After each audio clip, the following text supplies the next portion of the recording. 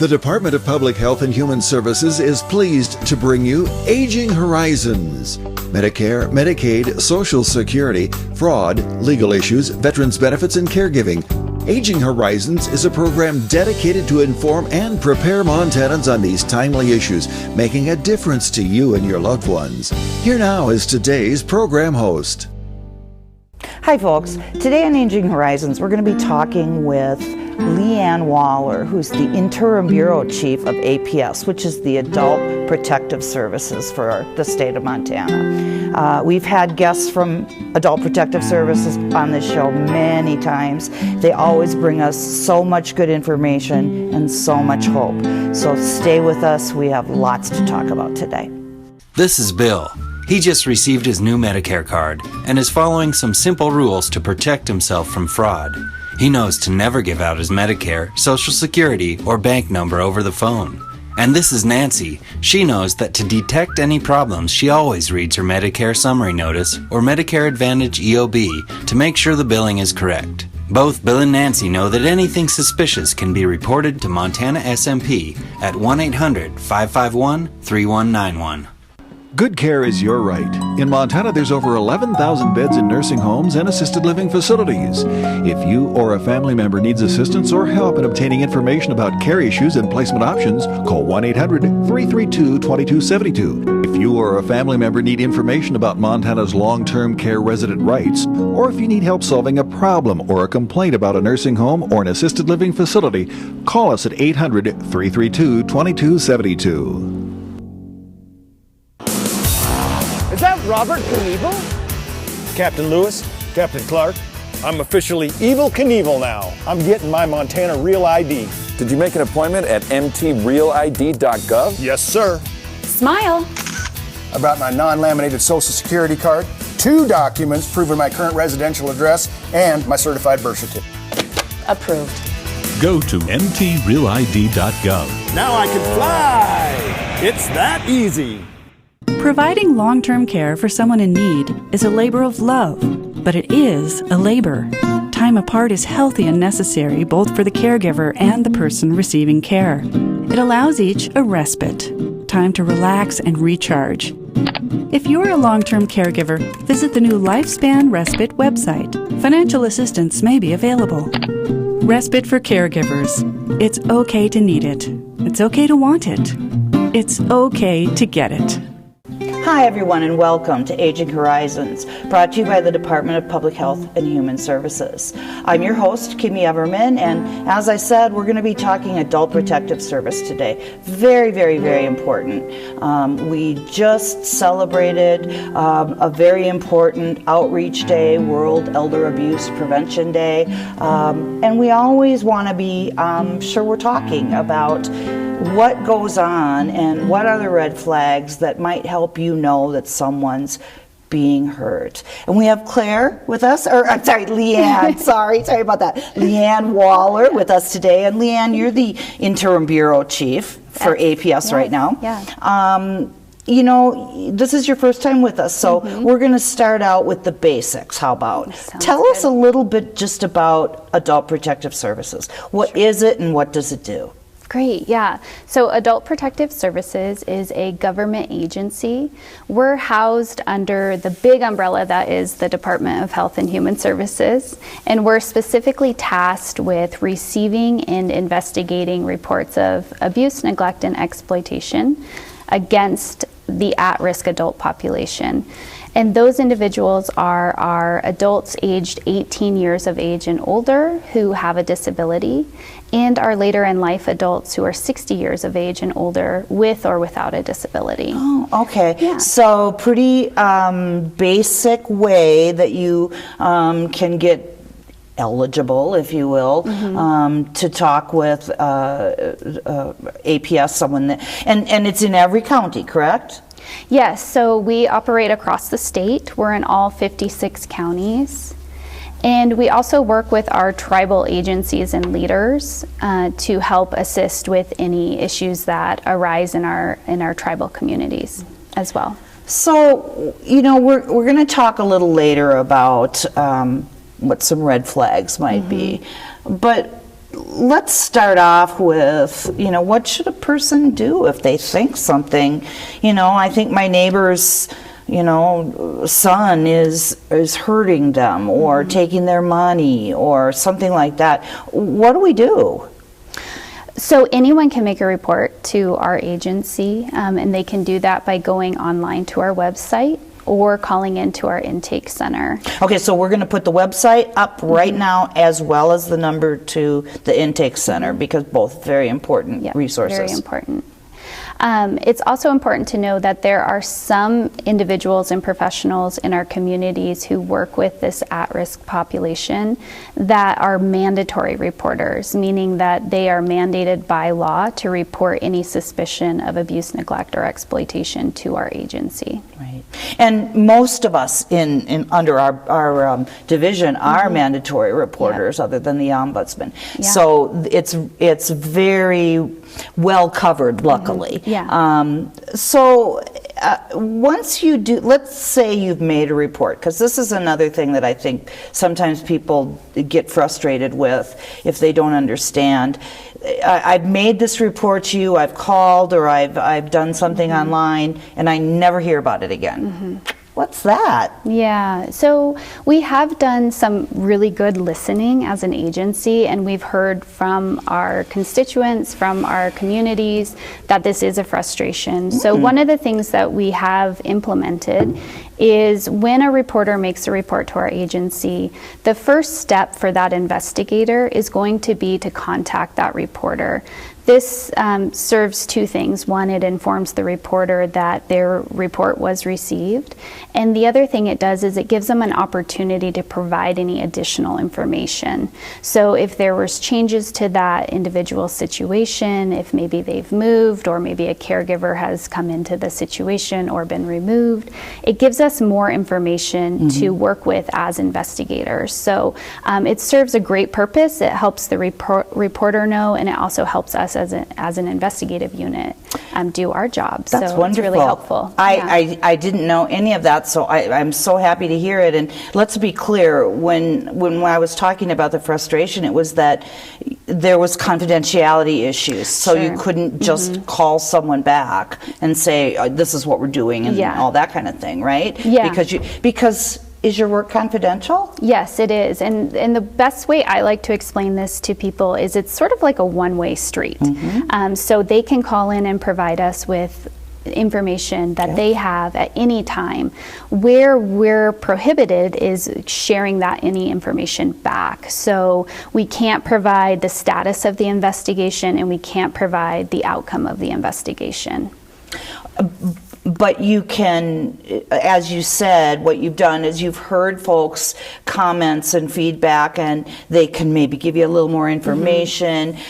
At least they know that it's gotten to a person through the system, right? Yes, and absolutely. That way you can feel, because you can see the frustration being difficult. If I call that in and I never hear about it again, I think, oh, is she still being hurt? Is someone still hurting that person? And so this is lovely. Yeah. That's a lovely way to do it. Yeah. So once you've done the report, what sorts of things happen at that point? You guys do an investigation, right? Yep, we do. So depending on what has been reported, some reports may come in and they may not have an allegation attached to them of abuse, neglect, or exploitation, and it may just be a family needing resources or information.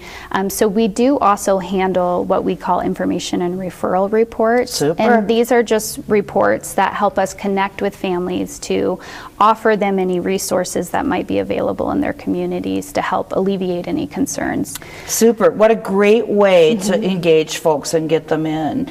We have a lot more to talk about. Folks, you want to know the red flags. You want to know what to do and who to call, if it's you or a friend or a family member. But we want to get you that information, so stay with us.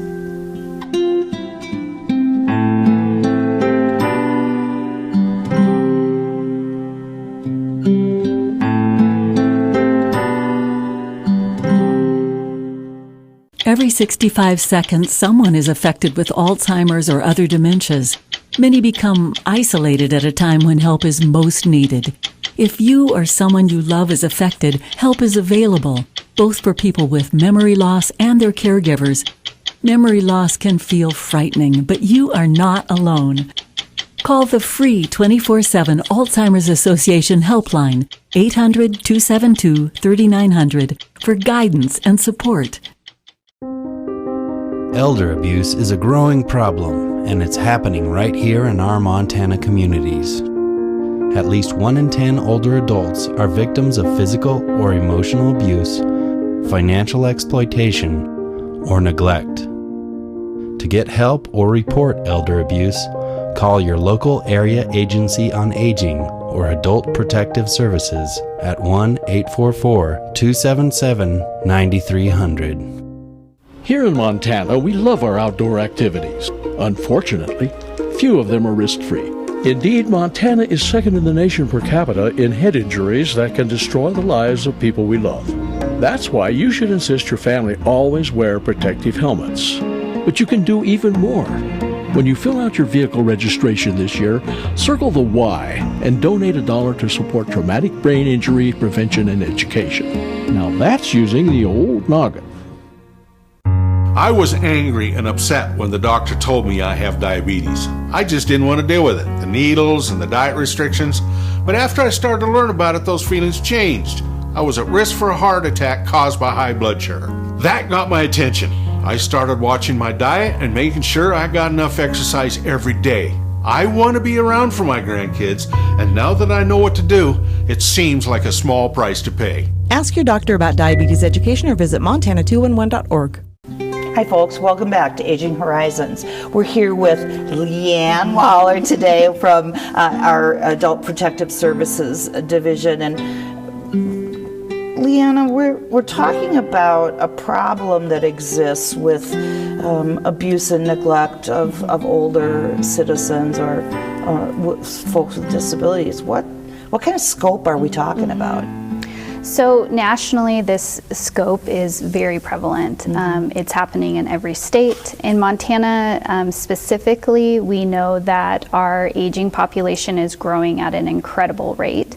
I think in the 2020 census, we were ranked 6th among the nation for population 65 and older.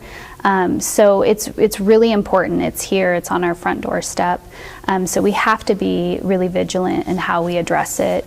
We also know that the U.S. Department of Justice estimates that 1 in 10 elders is abused each year. So it's something of concern, and we should really be paying attention to. Yeah, I mean, that's actually a pretty big number. Yeah, it is. And we know that individuals who experience abuse, they have a 3 times higher death rate than their peers. So the consequences of abuse and having experienced that are fatal in some cases. Yeah. So, and also you had mentioned to me that sometimes the rates are higher in nursing homes and for those with disabilities because they're an even frailer population. Yeah, absolutely. So we want to make sure that we're paying attention to that. And what about reporting? Because I think we talk all the time about how underreported it could be. Yeah. So I wonder sometimes if it's more than 1 in 10. Yeah, absolutely. They estimate that for every 1 victim that reports abuse, there's 22 that go unreported. So if we look at the numbers of reports we receive annually and know that for every one of those, there's 22 that didn't get reported to us, it's really, really concerning. Yeah, I bet that is distressing. And also just, I guess, because I love the numbers. Can you tell me a little bit about, let's use the year 2020, sort of what your numbers look like in the Montana APS? Sure. So in 2020, we received almost 2,000 exploitation cases, about 4,500 self-neglect cases, and 3,500 neglect cases. Self-neglect and neglect make up the majority of the reports we receive.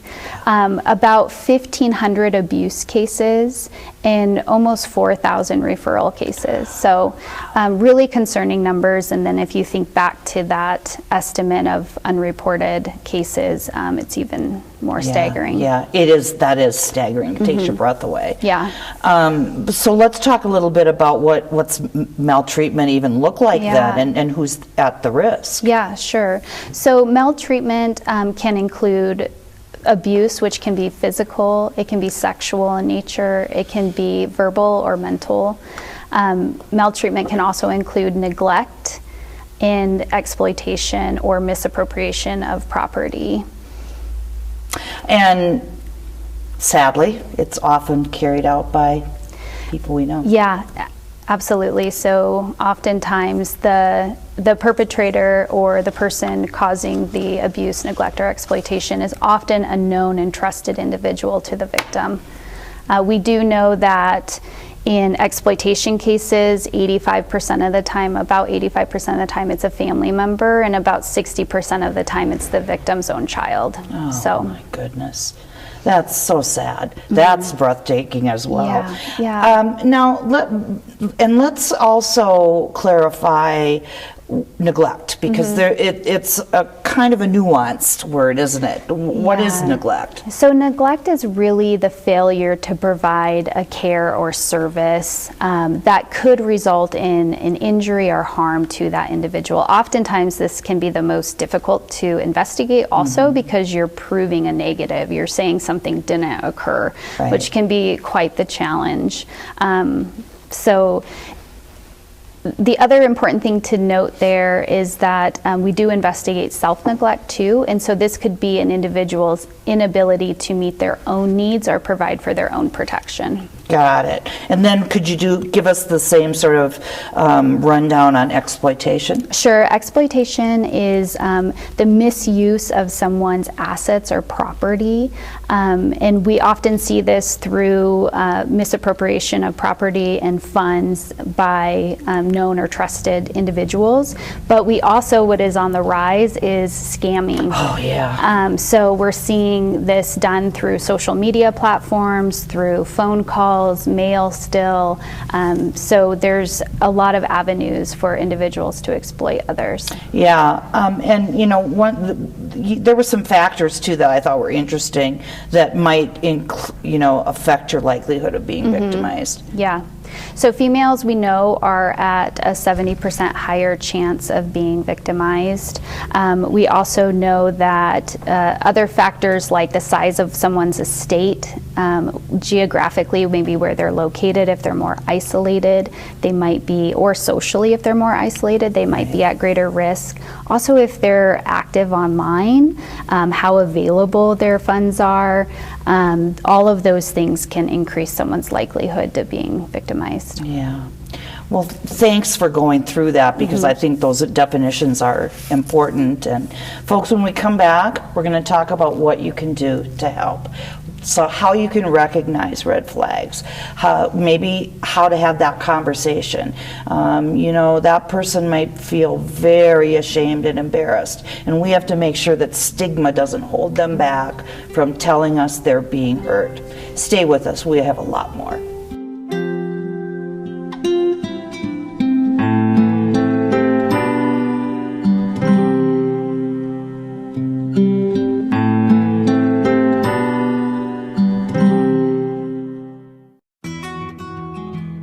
I was outside working on some equipment, nothing too strenuous. I started sweating and feeling out of breath. When he felt pressure in his chest and aching in his arms, I knew we had to call 911. First responders were there before we knew it. 38 minutes later, the doctors had restored the blood flow to my heart. Now we know dialing 911 saved his life. Your life is on the line. This message sponsored by Mission Lifeline Montana. I take care of my wife at home. When I found out training was available, I said, sign me up. It's made a huge difference. When my husband was injured at work, it was life-altering. The class has taught me that it's okay to grieve, to ask for help, and to better cope as a caregiver. My dad lives 4 hours away, and the Powerful Tools class has taught me that it's okay to ask for help. I highly recommend them. To find out about this course for caregivers, go to powerfultoolsforcaregivers.org. It's amazing the difference a little training can make. Out here, we love our animals, from the wildlife to the livestock. Inside, it's the same. They're just like family. We keep them happy and healthy, most of the time. Secondhand smoke puts pets at risk for cancer, feline lymphoma, vomiting, increases the risk of tumors and lung cancer, even causes eye and skin disease.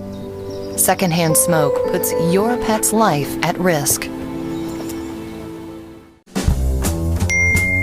Did you just text me? I didn't want to disturb you if you were sleeping. Sleeping? I'm sitting right next to you, silly. There you are. Hey, I found a couple of Medicare helping programs online that I think we ought to look into. It says if we qualify, we can get help paying for our prescription drugs.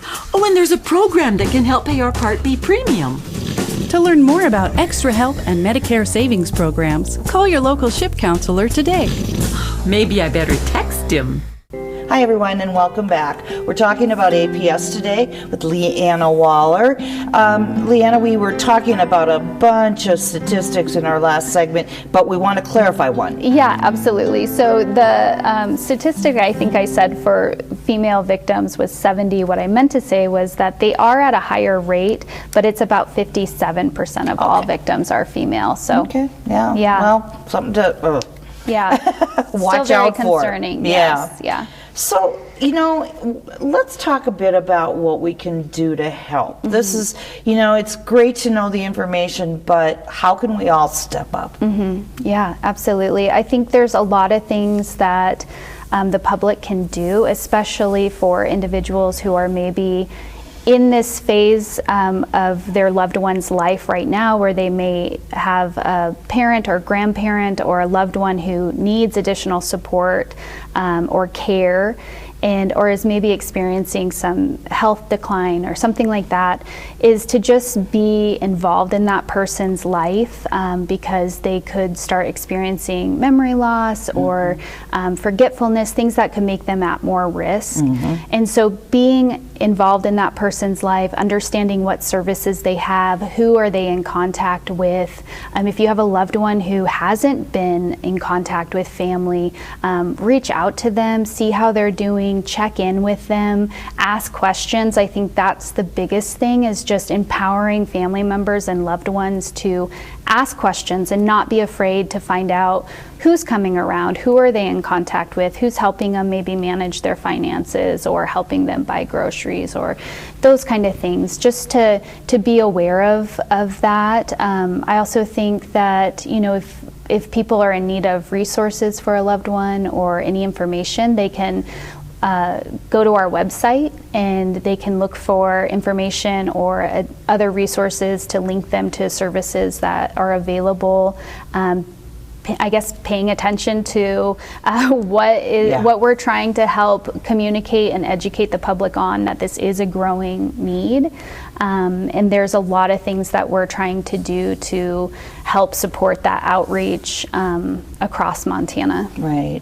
And, of course, I think that the family members are probably number one most important, but there's also other people we come in contact with, that friends and neighbors, etc., aren't there, that need to be paying attention. Yeah, absolutely, especially for individuals who maybe reside in a facility setting, so caregivers who see individuals on a daily basis.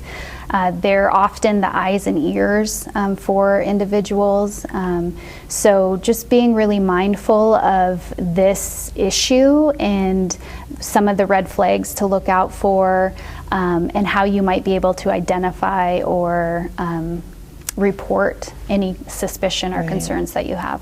And you're even suggesting your church friends and leaders, they should probably be paying attention, and doctors, right, all the healthcare providers, probably the bank, not probably the bank. The banks for sure. And we know that the banks are starting to really step up with that, and just anybody that is maybe an objective bystander that might be able to recognize that something is going on and tip somebody off. Yeah. Okay, so that's the first thing is we've identified our group of folks that we need to have paying attention, but we also want to remember that these folks have trauma, and we want to make sure that we don't disrespect that, and if we don't know about it, we try to find out. How would you guys look at that?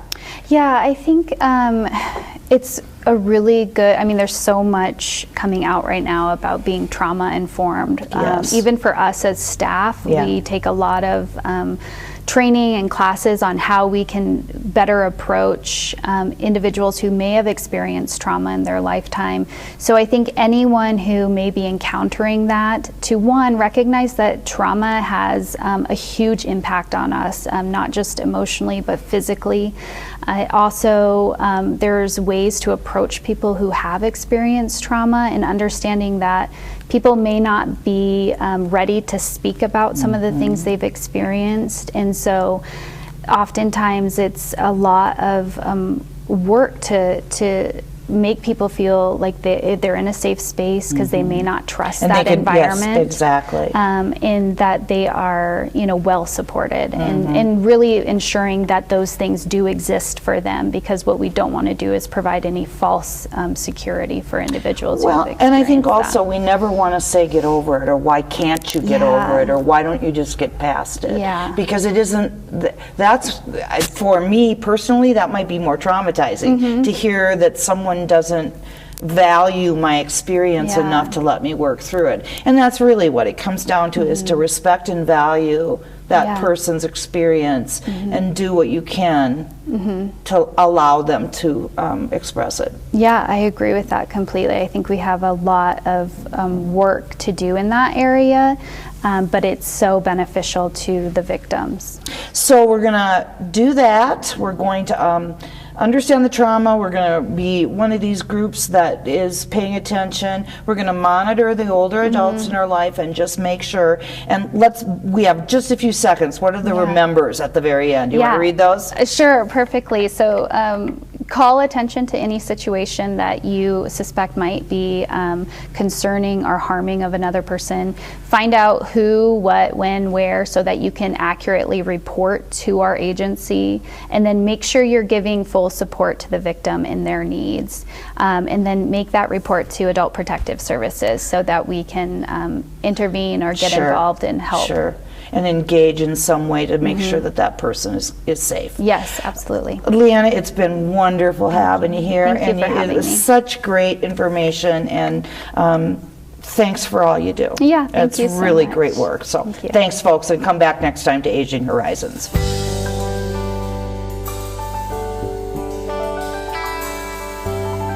Special thanks to the Department of Public Health and Human Services for their continued support.